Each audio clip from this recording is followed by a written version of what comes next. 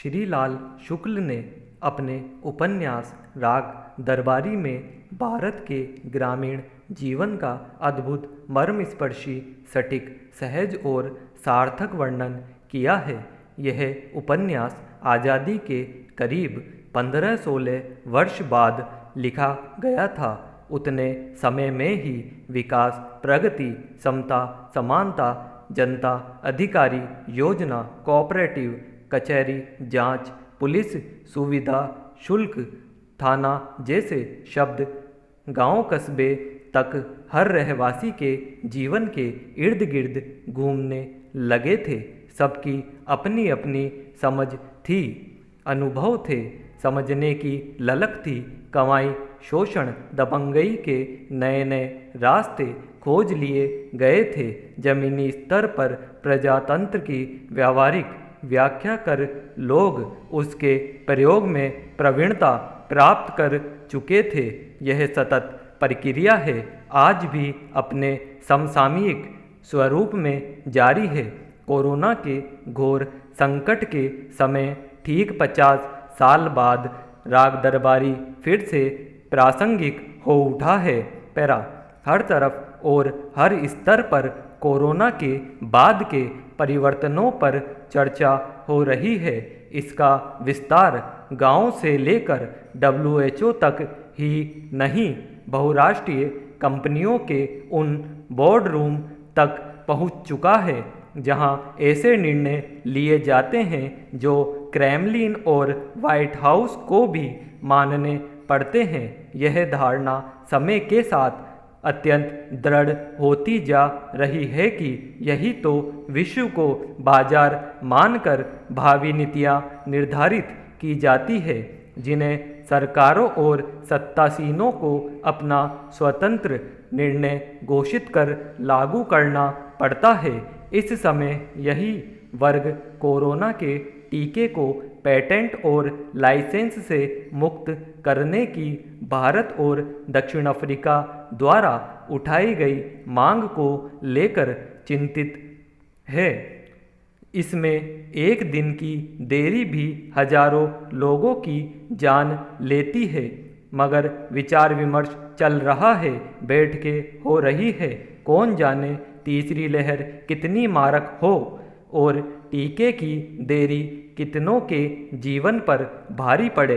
Para आज भी भारत में परंपरागत ढंग से चलने वाली दुकानों पर शुभ लाभ सम्मानपूर्वक लिखा रहता है। प्रगति ने वैश्विक बाजार में शुभ लाभ को विस्थापित कर उसे केवल लाभांश में बदल दिया है। वैसे अब शुभ लाभ और लाभांश में अंतर को अगर कोई समझ भी ले तो कोई अंतर नहीं पड़ने वाला है। अंतर्राष्ट्रीय कंपनियों की प्राथमिकता सदा लाभांश रही है, वहीं आगे भी बनी रहेगी। भले लोगों को टीके मिले या न मिले, टीका भी तो व्यापार का अंश है। इजराइल 3 गुने मूल्य पर खरीद लेता है। जो ऐसा नहीं कर सकते वे प्रतीक्षा करे। पैरा भारत में दूसरी लहर में स्वास्थ्य और प्रशासनिक व्यवस्था चरमरा गई। विश्व स्वास्थ्य संगठन भी असमंजस में रहा। लाल फीताशाही केवल भारत की तहसील, ब्लॉक या जिले की कलेक्ट्री तक सीमित नहीं है, वह संयुक्त राष्ट्र तक अपना दखल और शानो शौकत बनाए हुए है। कोरोना के टीके को लेकर विश्व में जो लेन देन इतने ऊंचे स्तर पर हो रही है, उसमें राग दरबारी का क्या संदर्भ हो सकता है, जो उत्तर प्रदेश के एक गांव पर ही पूरी तरह केंद्रित है।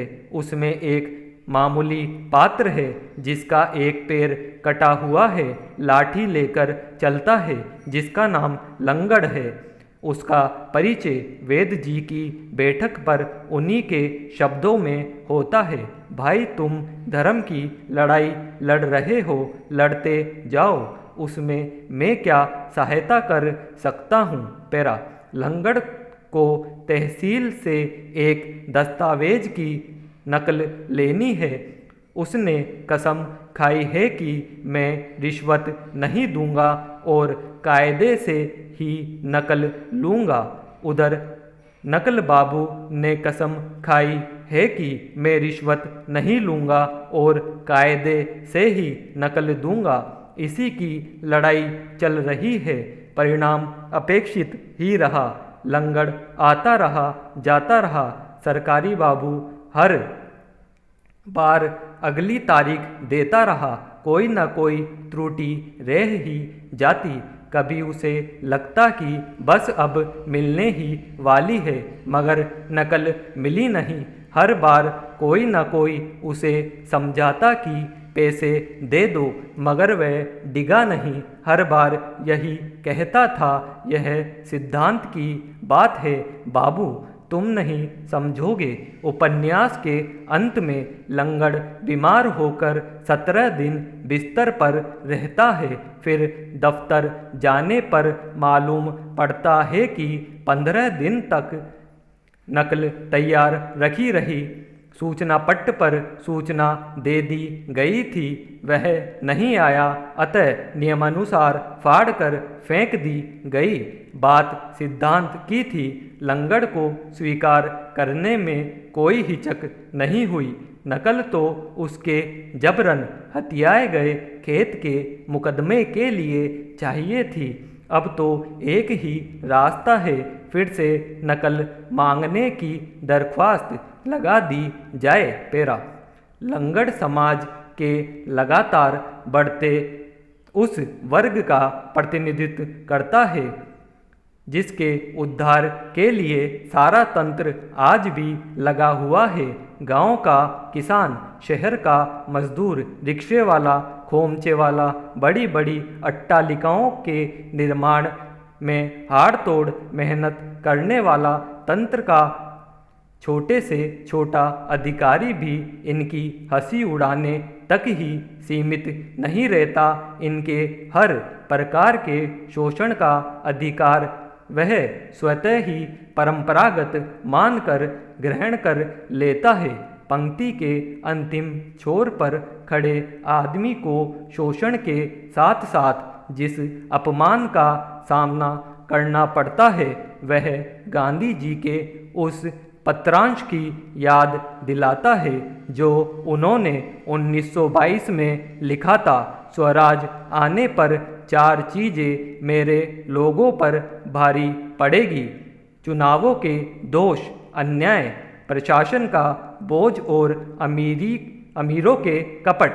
पैरा यह प्रशासन अब इतना विस्तार पा गया है कि असहनीय हो गया है।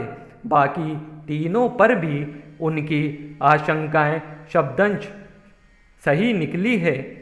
स्थिति यह है कि पीड़ित, प्रताड़ित, शोषित और अपमानित व्यक्ति को संरक्षण और न्याय पाने के विधिक रास्ते तो अनेक हैं, मगर व्यवहार में इतने भंवर एकत्रित है कि उनसे पार पाने के प्रयत्नों का हर कोई देख या अनुभव कर चुका है। इसके बाद भी अगर कोई साहस और प्रयास करता है तो उसे हर स्तर पर अपने प्रति दुराव ही हासिल होता है। पैरा छत्तीसगढ़ में एक किशोर अपनी दादी की दवाई लेने निकलता है। डॉक्टर का पर्चा उसके पास है, मगर जिलाधीश महोदय को यह कोरोना नियमों का उल्लंघन लगता है। वे उसे थप्पड़ मारते हैं, उसका मोबाइल और पर्चा फेंक देते हैं। एक अनुचर को इंगित करते हैं। वह पूर्ण आज्ञाकारिता से उस किशोर को कुछ लाठियां लगा देता है। अगले दिन मुख्यमंत्री ने संज्ञान लिया, कलेक्टर को सचिवालय भेज दिया, बच्चे को मोबाइल देने का निर्देश दिया। आमतौर पर ऐसे मामलों में कुछ भी नहीं होता है, पर सवाल केवल कुछ मामलों का नहीं है।